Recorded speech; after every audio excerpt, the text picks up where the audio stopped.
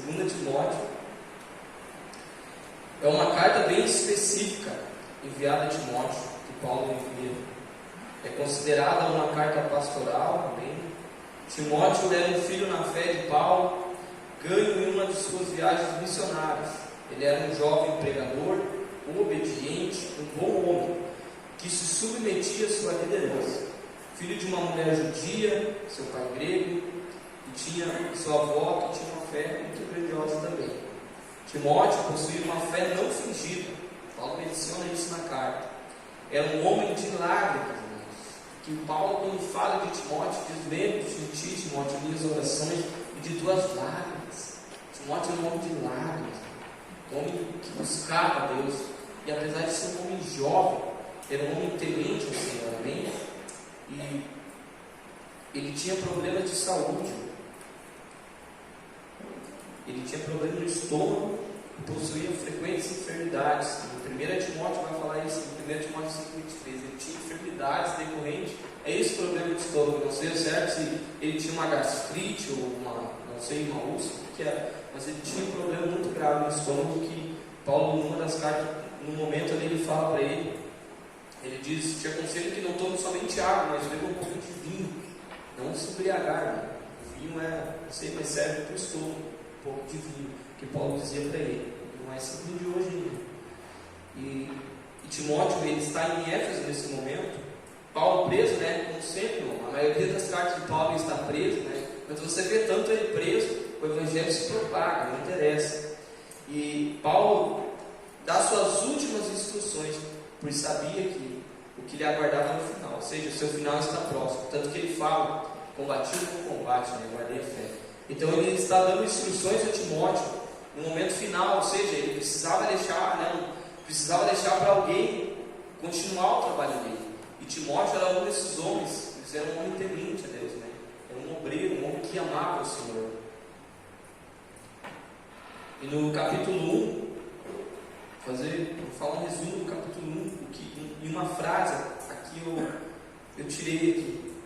No capítulo 1, Paulo, ele encoraja Timóteo a permanecer na fé e dá ordem para reavivar seu dom. No capítulo 2, ele instrui a se comprometer apenas com Cristo. No capítulo 3, Paulo relata como estariam os corações nos últimos dias. Vamos no capítulo 3 por um momento. 2 Timóteo, capítulo 3. Você está alegre, irmão? Tem uma conferência chegando aí, creio que vai ser bênção. Aqui, irmão, 2 Timóteo 3:1. A humanidade nos últimos dias sabe, entretanto, disto: nos últimos dias sobrevirão tempos terríveis. Os homens amarão a si mesmos, serão ainda mais gananciosos, arrogantes, presunçosos, blasfemos, desrespeitosos aos pais, ingratos, ímpios, sem amor, incapazes de perdoar, meu Deus, caluniadores, sem domínio próprio, cruéis, inimigos do bem, traidores, inconsequentes, orgulhosos, mais amigos dos prazeres do que amigos de Deus, com aparência de piedade, todavia negando o seu real poder. E Paulo diz: afasta-te, portanto, destes também. Amém? E no capítulo 3 também, Paulo exorta Timóteo a permanecer no evangelho genuíno.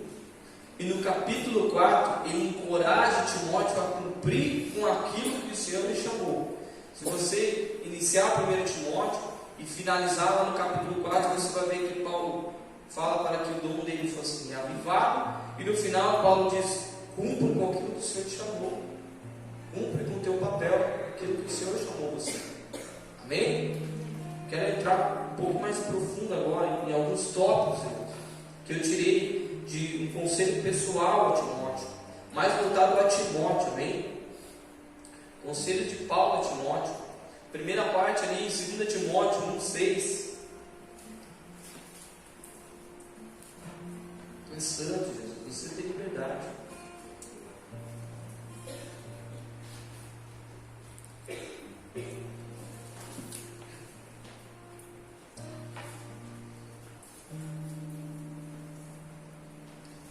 Timóteo 1,6 diz assim, ó, eu falei para você, quando Paulo começa falando para reavivar.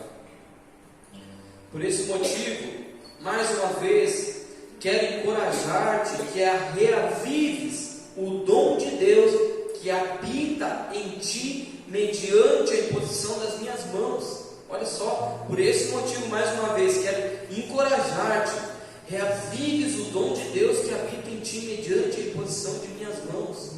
Estava acontecendo algo com Timóteo, irmão, porque Paulo diz para ele: reavives o dom que há em ti. Havia um dom sobre a vida de Timóteo, e Paulo nesse momento encoraja Timóteo a reavivar esse dom. E no final ali em 2 Timóteo 4,5 diz assim, você não precisa abrir que eu vou correr muito aqui na Bíblia. 2 Timóteo 4,5 diz assim: tu, no entanto, ser equilibrado, Paulo dizendo a Timóteo, em tudo suporta os sofrimentos. Olha só, qual era o dom dele? Faz a obra de um evangelista, cumpre o teu ministério. Ou seja, havia algo na vida de Timóteo que estava em uma fase, talvez ele estava só funcionando, mas estava apagado, sabe? Aflito. Porque você imagina, irmão, um homem jovem naquele momento pregando a palavra de Deus, instruindo, ensinando. E havia muitos homens mais velhos que ele naquele lugar, onde ele passava ali. Você imagina o quanto ele era talvez pressionado, afligido. Em Coríntios nós vemos isso, que no momento Paulo diz: ei, não deixe que Timóteo, praticamente ele queria dizer, não deixe que Timóteo fique tímido aí no meio de vocês, Coríntios. Recebam ele, Coríntios. Não deixe ele ter nenhum receio, porque imagina um jovem indo pregar. E então Timóteo tinha um ministério, e esse ministério de Timóteo talvez estava um pouco enfraquecido. Que Paulo diz para ele: reavive-se, você precisa reavivar o dom que é em ti. E no final ele diz: cumpre o papel de evangelista, cumpre o teu ministério. Eu quero que você abra a sua Bíblia em 1 Reis, capítulo 19. Tu és santo, Jesus. 1 Reis, capítulo 19.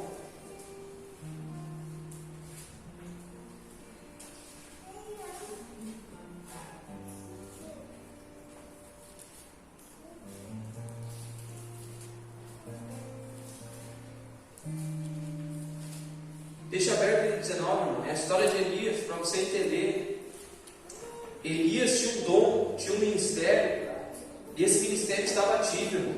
Se você ler a palavra de Deus um pouquinho antes ali, você vai ver que Elias, ele profetiza chuva sobre aquele lugar, e daqui a pouco ele chega sobre os profetas de Baal, diante do rei Acabe e Jezabel, a qual eram pessoas que estavam totalmente corrompidas naquele lugar, e trouxeram outros deuses, trouxeram outros profetas naquele lugar. E Elias chega diante e faz um desafio: eu desafio vocês, lá no Monte Carmelo, tal lugar, vamos fazer um sacrifício lá, vocês fazem um sacrifício para o Deus de vocês, eu vou fazer um sacrifício para o meu Deus, vamos ver quem é realmente Deus, o Deus que se manifestar com fogo sobre aquele holocausto. Esse é o Deus. E nós sabemos a história. Elias vai lá naquele momento, os profetas de Baal ficam ali durante um longo tempo, uma longa jornada, clamando para o Deus deles vir derramar fogo sobre aquele holocausto em cima daquele altar, e o Deus deles nada e nada. Eles tinham um ritual de se cortar para os deuses deles, eles se cortavam, mas eles se aguentavam, e não aconteceu nada. E no momento de Elias até chega e brinca e diz: ei, clame mais alto, talvez eles não estão escutando, eles não estão ouvindo. E Elias chega naquele momento, logo depois deles, e oferece o holocausto, e clama, faz uma oração, e o Senhor derrama fogo naquele lugar. Elias, ministério ativo, ministério fluindo, derrama fogo naquele lugar do Senhor. Tanto que havia uma valeta ao redor do altar, e o sangue do animal correu, aquela valeta secou com o fogo que desceu. E onde eu quero chegar, irmão? Elias mata os profetas depois, os profetas de Baal, todos reconhecem que Deus realmente era o Senhor. Mas no capítulo 19, Jezabel faz uma ameaça, que era a mulher do rei. Então o rei Acabe contou a sua esposa Jezabel tudo o que realizara Elias, como passaram o fio de espada todos os profetas de Baal. Diante disso, Jezabel mandou um mensageiro a Elias com o seguinte recado: que os deuses me façam sofrer as piores desgraças, se até amanhã, a esta hora, eu não fizer com a tua vida o que fizeste com os profetas. Olha a ameaça dessa mulher. Assim que Elias recebeu este aviso, fugiu para salvar sua própria vida. Chegando a Berseba, que pertence a Judá, deixou ali seu servo. Quanto a ele, fez pelo deserto a caminhada de um dia e foi sentar-se debaixo de um pé de, aqui diz Giesa, aqui diz Zimbro, uma espécie de arbusto, e ali orou pedindo para si a morte. Olha só, dizendo: agora basta, Yahvé, retira a minha vida, pois não sou melhor que meus pais. Nós vemos Elias em um momento fazendo prodígios, fazendo milagres, porque antes disso, se você for ler a história de Elias, irmão, aconteceu muitos milagres através das mãos dele. E no momento ele faz o milagre, e no momento ele recebe uma ameaça, desanda, ele decide. Você imagina, ele diz: eu quero a morte, Senhor. O ministério que Elias tem, o ministério profético, profeta, irmão, deseja a morte, deseja abandonar tudo, irmão, sabe? E eu creio que muitas vezes, irmão, talvez no seu coração já se passou de abandonar e de largar tudo aquilo que você tem, algo que o Senhor colocou sobre as tuas mãos. O Senhor colocou algo sobre a minha e sobre as tuas mãos. Ele colocou um dom sobre a minha e sobre as tuas mãos, assim como Ele colocou sobre as mãos de Timóteo. Cumpre o papel de um evangelista. Talvez aqui você não tenha nenhum ministério ainda ativo, ainda desenvolvido, mas você tem um ministério, irmão, que Deus te deu. Deus te deu um dom, irmão. Deus te deu o dom do amor. Talvez você precisa reativar esse dom em você, dentro do seu lar, no seu ambiente de trabalho, as pessoas que estão ao seu lado.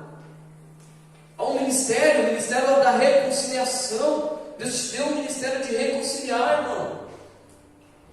Você entende isso? E Elias, naquele momento, deseja a morte, entra em um estado de depressão profunda, não consegue levantar debaixo daquela árvore, irmão. E nós muitas vezes se deixamos levar, talvez por ameaças, talvez por ameaças de nem seja de pessoas, mas de nossos próprios pensamentos. Deixamos nos levar e acabamos enfraquecendo e abandonando e desistindo. E não podemos negligenciar, irmão. Assim como Paulo chegou a dizer: reavives o dom que é em ti. Há um dom sobre sua vida. Reavives o dom que é em você nessa noite. Amém? Reavives aquilo que o Senhor colocou sobre a sua vida, sobre a sua casa, sobre o seu ministério. Reavives nessa noite, irmão. Amém? Você precisa ser reavivado. Você precisa ser reanimado novamente. Eu creio que nessa noite o Senhor vai reanimar corações neste lugar. Amém? E você vê, irmão, que Elias diz: ei, Senhor, eu quero a morte, eu peço a morte, basta, retire a minha vida, pois não sou melhor que seus pais. E olha só, irmão, deitou-se e dormiu ali mesmo, sobre a Giesa. Mas eis que um anjo o tocou e disse: levanta-te e alimenta-te. E olha só, o que foi o alimento? Abriu os olhos, olhou ao redor, eis que ali junto à sua cabeceira havia o quê? Pão. E que mais? E uma vasilha com água fresca. Pão e água. Jesus disse: eu sou a água da vida. Eu sou o pão, irmão, que sacia sua fome. Eu sou a água da vida. Sabe, muitas vezes nós esquecemos, irmão, que Cristo é que nos fortalece. Muitas vezes talvez você está enfraquecido a ponto de desistir, e você esquece que Cristo é sua fortaleza, que Cristo é sua âncora, é seu refúgio, é o baluarte. Ele é a nossa base, a nossa estrutura, nosso rochedo. E a palavra de Deus já está inserida dentro de você. E se houver momentos que vir na sua vida para desistir, que você estiver a ponto de liberar palavras, cuide, irmão, mas já vamos entrar no final. Libere aquilo que o Senhor colocou no seu espírito, que é a palavra de Deus. Te repreenda, afasta-te de mim, Satanás. Quando Jesus está naquele momento ali, quando pergunta para Pedro: ei Pedro, quem eu sou? Ah, tu és o Cristo. Realmente, sim, tu és o Pedro. Sobre esta pedra edificarei a minha igreja, e as portas do inferno não prevalecerão. Mas em outro momento Jesus disse: ei Pedro, eu vou precisar padecer, eu vou precisar ir lá e morrer por vocês. Senhor, longe de ti não. Olha só,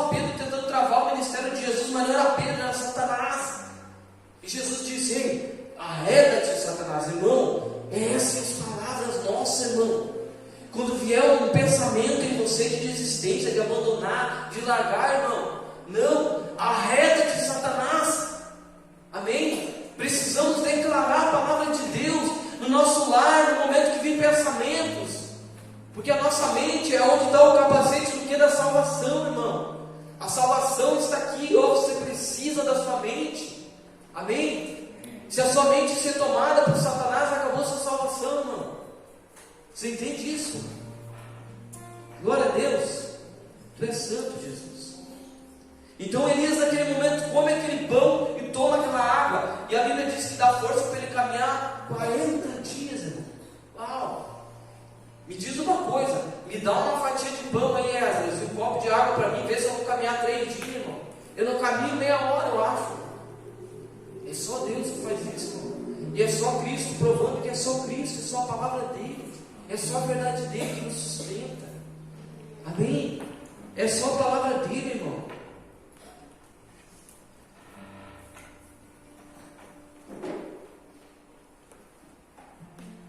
E Paulo fala: reavives o dom, Timóteo, que há em ti, cumpre aquilo que o Senhor colocou sobre ti, o teu ministério de evangelista, cumpre o teu ministério, Timóteo.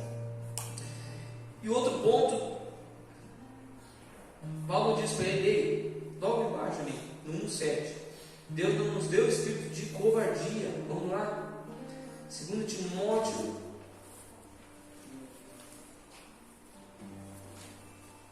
1,7 diz assim: portanto, Deus não concedeu espírito de covardia, mas de poder, de amor e de equilíbrio, irmão.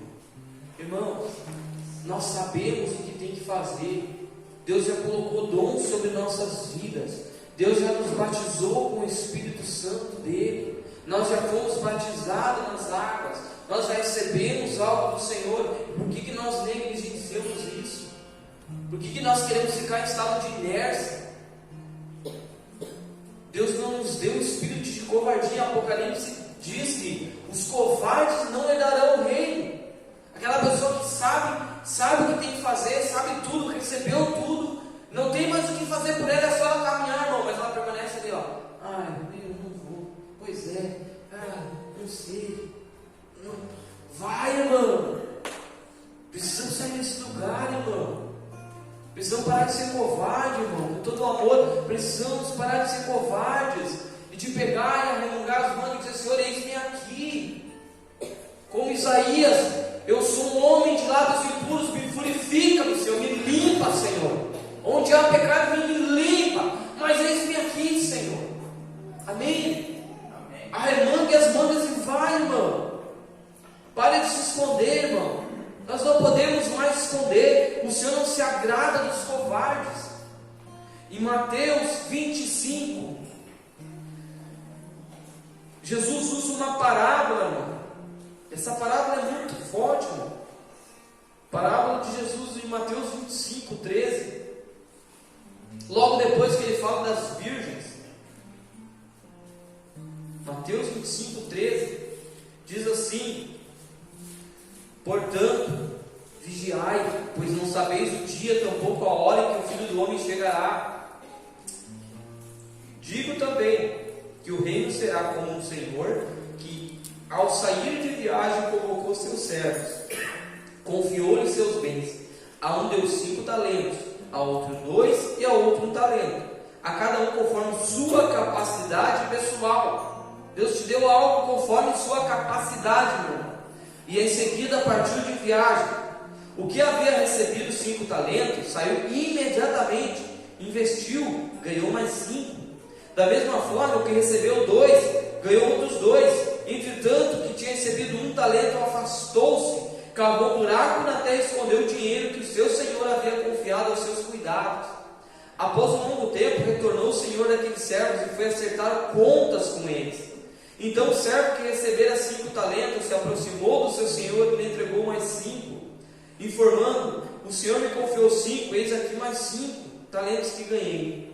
Respondeu o Senhor: muito bem, servo bom e fiel, foste fiel um pouco, muito confiarei em tuas mãos para administrar. Entra e participa da alegria do teu Senhor. Assim também aproximou-se o que recebera 2, relatou: Senhor, 2 talentos me confiaste, trago-lhe mais 2 talentos. O Senhor disse: muito bom, servo fiel, foste fiel no pouco, muito confiarei em tuas mãos para administrar. Entra e participa da alegria do teu Senhor. E chegando finalmente o que tinha recebido um talento, explicou-me. Presta atenção, irmão. Senhor, eu te conheço, sei que és um homem severo, que colhe onde não plantou, ajunta onde não semeou. Por isso tive receio, escondi no chão o teu talento. Aqui está, toma de volta o que pertence. Sentenciou-lhe, porém, o Senhor: servo mau, negligente, sabias que colho onde não plantei, ajunta onde não semeei? Então, por isso, ao menos devias ter investido meu talento com os banqueiros, para que quando eu retornasse, recebesse de volta mais os juros.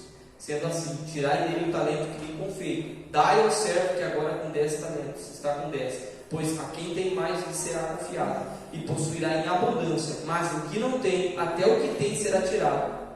Quanto ao servo inútil, lança-o para fora as trevas, ali haverá muito pranto e ranger de dentes. Irmão, precisamos abrir mão desse lugar. O Senhor nos deu um talento, Ele nos confiou algo sobre nossas mãos, e nós precisamos fazer com todas as nossas forças. Nós precisamos multiplicar aquilo que o Senhor colocou sobre nossas mãos. Multiplicar, irmão. Precisamos dar frutos, irmão, sobre aquilo que o Senhor colocou em nós. Amém? Precisamos multiplicar, sair desse lugar de covardia, de timidez.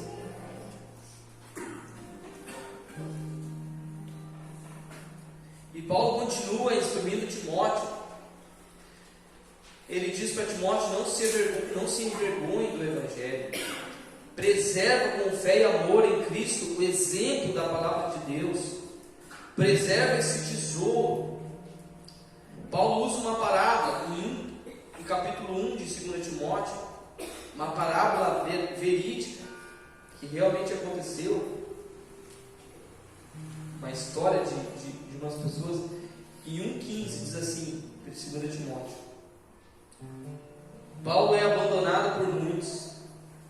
Estás bem ciente de que todos os que estão na província da Ásia me abandonaram, até mesmo Figelo e Hermógenes. O Senhor conceda misericórdia à casa de Onesíforo, porquanto muitas vezes ele me abandonou com ânimo, e não se envergonhou por eu estar preso, e abençoou com ânimo. Pelo contrário, assim que chegou a Roma, procurou-me com persistência até me encontrar. O Senhor lhe conceda naquele dia que encontre com as misericórdias da parte do Senhor. Tu bem sabes quanto serviço ele prestou por mim. Bem no início ali no 15 diz: está bem ciente que todos que estão na província da Ásia me abandonaram. Interessante, irmão, porque ali no 4:10 diz assim, porquanto Demas, havendo amado mais o mundo secular, me abandonou-se e foi para Tessalônica. Crescente foi para Gaio, Tito para Dalmácia. Somente Lucas está comigo. Paulo começa a falar para Timóteo, ele inicia falando: ei, já vimos o dom que é em ti, Timóteo. Começa a falar muitas coisas, e quando ele chega nesse momento, ele diz: ei, essas pessoas aqui me abandonaram, Timóteo. Sabe o que ele está querendo dizer para Timóteo? Ei, Timóteo, você não me abandone também. Não me abandone também. Amém, irmão? Não abandone a Cristo, irmão. Não abandone a Cristo. É só Ele a nossa refúgio, a nossa segurança. Independente do que você passa, não abandone Cristo. Amém? Não abandone Ele, irmãos. E Hebreus 10 diz assim: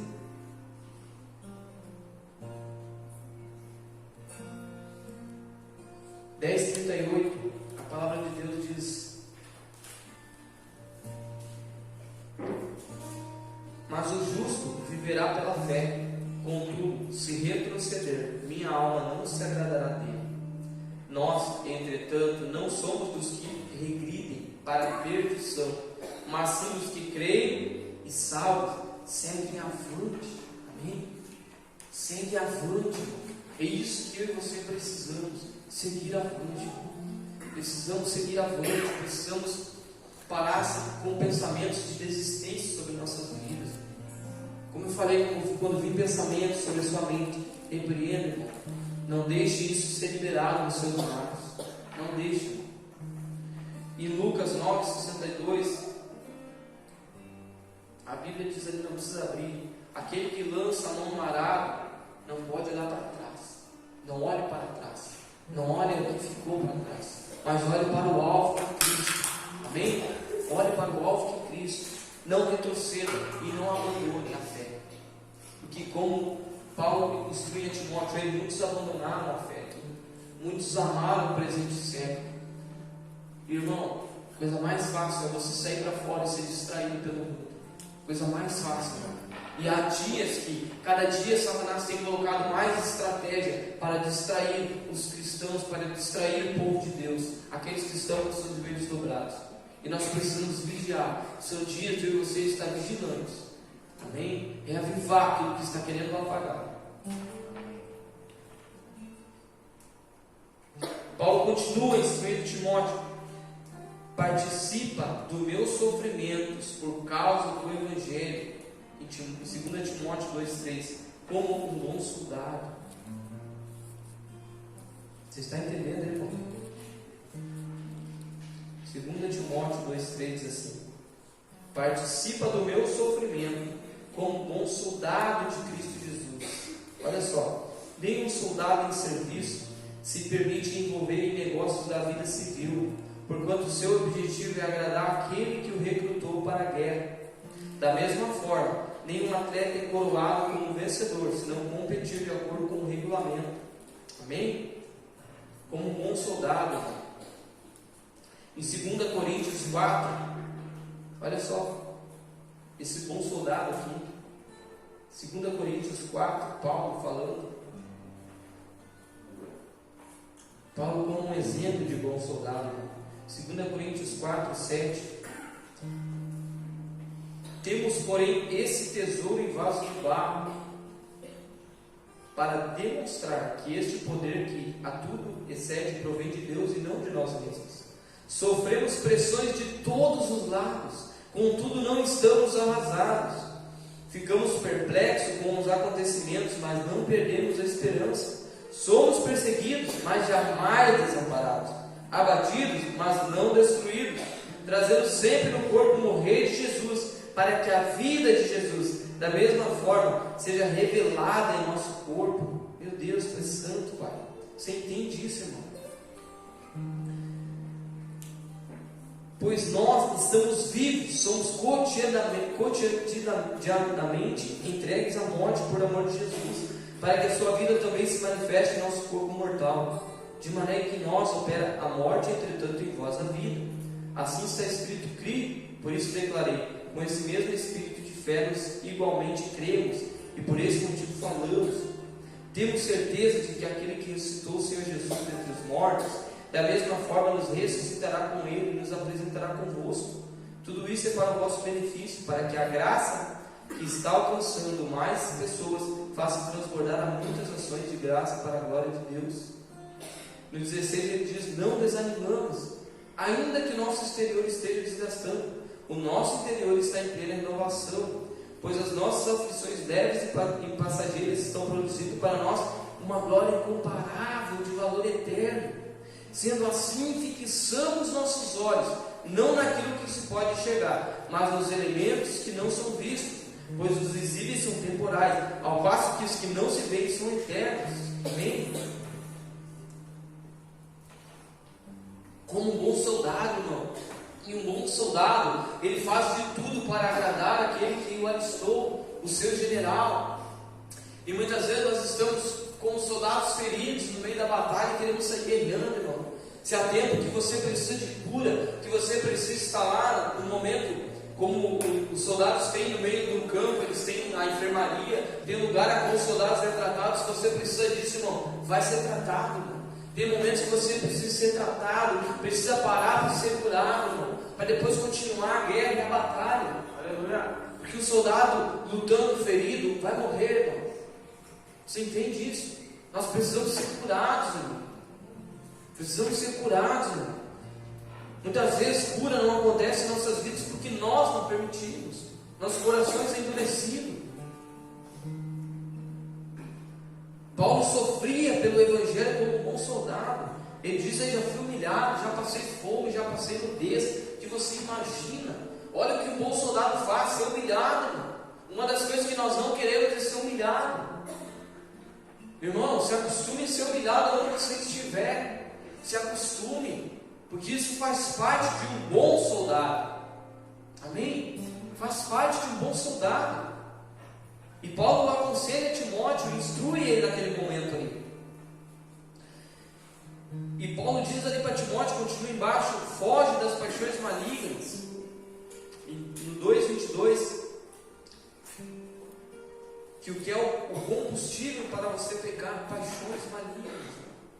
Cuide com as paixões. O que você tem amado mais é Cristo ou é as coisas do mundo? Muitas vezes nós temos amado mais as coisas do mundo do que a Cristo. Como o Gino falou naquela última parte, muitas vezes nós temos mais prazer de ir a um jogo de futebol do que quando vamos à casa do Senhor. Assim como Davi, meu irmão, ele chegava e dizia: alegrei-me quando disseram, vamos à casa do Senhor. Que tipo de alegria está no seu coração quando você entra neste lugar? Quando você entra na palavra de Deus, que tipo de alegria está no seu coração quando você vai acessar o seu lugar de intimidade? Que alegria está em você, irmão? Precisamos colocar uma balança em nossas vidas e realmente olhar o que está me dando mais prazer. Se as coisas lá de fora ou as coisas que agradam ao Senhor, que me levam para perto dele. Você entende? E Paulo diz para Timóteo: sofre comigo, sofre, irmão. Precisamos sofrer, irmão. Cristo sofreu desde o início até a cruz. E nós precisamos sofrer, irmão, porque nós estamos carregando uma cruz. Você entende isso? Estamos carregando uma cruz. Paulo diz embaixo ali, irmão, agora que eu quero entrar mais profundo: te afasta de conversas inúteis que se alastram com câncer e corrompem a fé das pessoas. Te afasta de conversas inúteis que se alastram como câncer e corrompem a fé das pessoas. E a Bíblia vai dizer em Timóteo que muitos se desviaram da fé, irmão, por causa disso, de pessoas que se envolviam com coisas, com conversas, com diálogos que não agradavam ao Senhor, devido à sua mente não transformada. Salmos 1.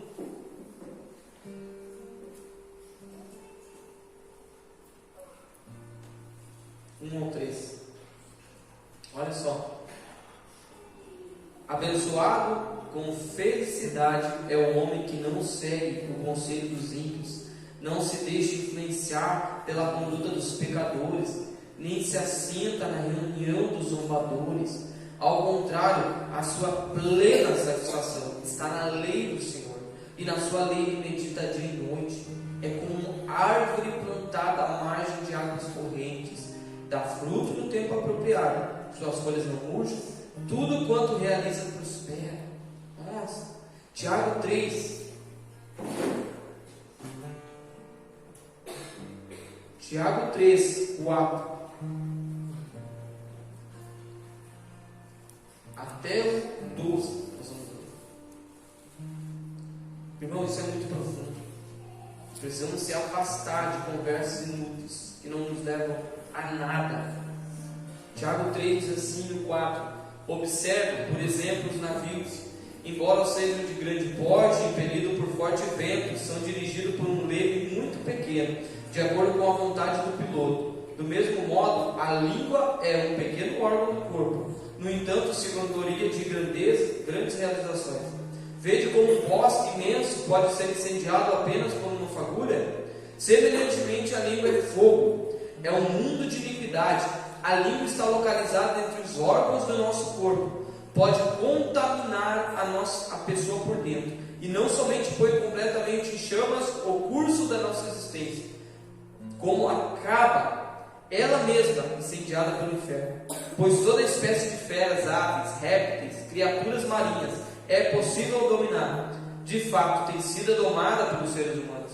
A língua, contudo, nenhuma pessoa consegue dominar. É um mal incontrolável, cheio de veneno mortal. Com a língua bendizemos o Senhor e Pai, porém com ela amaldiçoamos os nossos semelhantes, criados à imagem de Deus. Da mesma boca procedem bênçãos e maldição. Meus queridos irmãos, isso não está certo. Acaso pode uma fonte jorrar água potável e água salobra? Ora, meus irmãos, é possível que uma figueira produza azeitona ou uma videira figos? Assim também uma fonte de água salgada não pode jorrar água doce. Irmãos, eu quero que você preste muita atenção, que a Bíblia diz no 6, diz assim, ó, que a língua é um fogo, e bem no meio diz assim, ó, pode contaminar a pessoa por inteiro.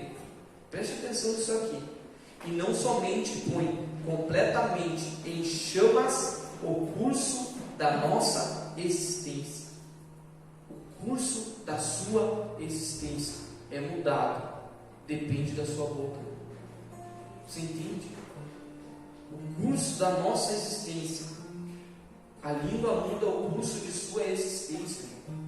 O que nós temos declarado, o que nós temos feito com a nossa língua, dentro do nosso lar, nas reuniões, nas mesas, no trabalho, nos ambientes de estudo, aonde for, irmão, o que tem saído de nossa língua, irmão? Será que nós temos mudado o curso de vidas que estão diante de nós? Porque a Bíblia diz, com ela abençoamos ou amaldiçoamos. E olha só que interessante, Jesus ele mudava o curso da vida das pessoas, irmão.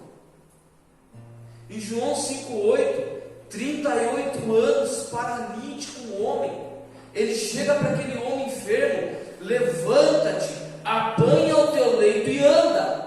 Ele muda o curso daquele homem, irmãos. E a Bíblia diz em João 11,43, Lázaro 4 dias já estava fedendo, cheirando mal. A Bíblia diz que as mulheres, as irmãs chegam e dizem: o que está fazendo aqui, Senhor? Meu irmão já está morto. Tem pessoas mortas perto de você, irmão, perto de nós, irmão, que nós precisamos mudar o curso delas.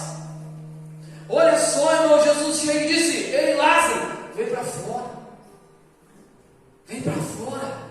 Você precisa chegar nos ambientes que você tem frequentado e dizer para as pessoas: vem para fora. Sai da morte. Sai desse lugar de morte. Reavives aquilo que há em ti. Você entende isso? Pessoas a qual você está chegando perto e você sabe, há um perfume tão exalante na roupa, mas dentro, irmão, é como aquela mosca que cai dentro daquele óleo, afeta o óleo. Precisamos mudar o curso dessas pessoas com a nossa boca. Precisamos fazer isso. Há poder no nome de Jesus. Ele delegou que nós somos embaixadores aqui na terra. Nós temos poder, as nossas palavras são liberados decretos. Haverá uma conferência agora daqui uns dias e um dos principais focos é decreto, irmão. Uma proclamação, um decreto. Você precisa liberar decreto, irmão. Onde você está, mudar o curso das pessoas. Vocês entendem isso nessa noite? Em Lucas 7,14, uma mulher a qual estavam já levando para o enterro aquele jovem, uma viúva. E Jesus chega: jovem, eu te ordeno, levanta-te. Olha o que saía da boca de Jesus, irmão. Saía palavras de bênção, de edificação. Sabe? Muitas vezes nós temos perdido bênçãos, irmão.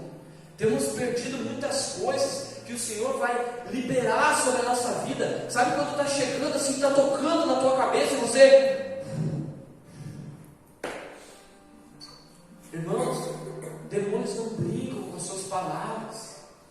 Eu estava conversando com a minha esposa ontem. Demônios não brincam com aquilo que nós liberamos, irmãos. Eles pegam tudo que você libera no ar. Aquela pessoa nunca vai conseguir, nunca vai mesmo, irmão. Libere palavras de bênção sobre as vidas. Sabe, irmão, eu estava estudando no dia do centenário e o professor chegou e disse: pai, eu quero contar uma experiência, irmãos, para você. E nós estávamos no assunto a respeito do Espírito Santo e quebra de maldição. E ele chega e fala: irmãos, uma mulher advogada, a sua renda é muito boa, uma renda alta. E ela dizia, chegou no pastor: eu não sei o que acontece com a minha vida, eu não consigo andar, as minhas finanças não andam, eu faço tudo que eu posso, mas sempre tem uma coisa que me estraga uma coisa, arrebenta uma coisa, para uma coisa, e o meu dinheiro se esvai. E naquele momento, ele contando para nós, ele disse que o Espírito Santo, ele é profeta, ele disse que o Espírito Santo mostrou para ele uma menininha, um lacinho no cabelo, andando em volta da mesa, correndo, e ela derruba algo da mesa, e a mãe diz para ela: tu nunca vai ter nada. Uma palavra, meus irmãos, uma palavra. E naquele momento ele disse: ei, eu ouvi isso, uma menininha, e a mãe disse assim, ela disse: sou eu. E se espantou, irmão. Deixa eu dizer para você, irmão, as suas palavras não voltam. Cuide o que você libera, irmão. Pelo amor de Deus, irmão. Não sei porque eu estou batendo nisso hoje, mas o Espírito Santo me leva a dizer para você: vigie na sua boca, irmãos. Vigie o que você libera sobre os seus filhos, irmãos. Vigie o que você libera sobre o seu esposo, sobre a sua esposa, sobre o seu pai, sobre a sua mãe, sobre seus primos, sobre tios, sobre seu vizinho. Vigie. Você entende isso? Demônios não brincam, irmão. Eles trabalham dia e noite para nos destruir todos os dias. E nós entendemos que a nossa língua é como um fogo. Ela abençoa e ela amaldiçoa. E você precisa controlar isso aí, irmão. Controle esse leme aí. O seu barco, e aqui está o seu leme. Você leva ele onde você quiser. Você muda o curso, irmão. Vigie, irmão. Com todo o amor ao meu coração, eu quero liberar isso. Vigie na sua língua. Eu quero convidar vocês a se colocar de pé nessa noite.